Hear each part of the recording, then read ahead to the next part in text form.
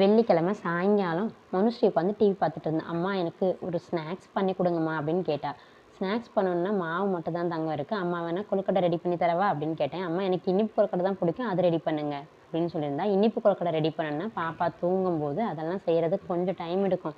அம்மா உனக்கு கார கொழுக்கட்டை ரெடி பண்ணி தரேன், அதனால் ஒரு 1/2 ஹவரில் முடிஞ்சிடும், ஓகேவா அப்படின்னு கேட்டேன். சரிம்மா பண்ணி கொடுங்கன்னு சொல்லிட்டா. சரி நீ உட்காந்து டிவி பார்த்துட்டே இரு, அம்மா போய் கடகடன்னு செஞ்சு கொண்டு வந்துடுறேன் அப்படின்னா. இல்லை நானும் உனக்கு ஹெல்ப் பண்ண வரேம்மா அப்படின்னு சொல்லிட்டு அவளும் என் கூடவே கிச்சனில் உட்காந்து ஹெல்ப் பண்ணிட்டு இருந்தா. கொழுக்கட்டை ரெடி பண்ணுறதுக்கு முன்னாடி குட்டி பாப்பாவுக்கு இட்லியும் கஞ்சியும் வச்சுட்டு அதுக்கப்புறமா ரெடி பண்ணலாம் அப்படின்னு சொல்லிட்டு ஃபஸ்ட்டு அதை வச்சு முடிச்சுட்டேன்.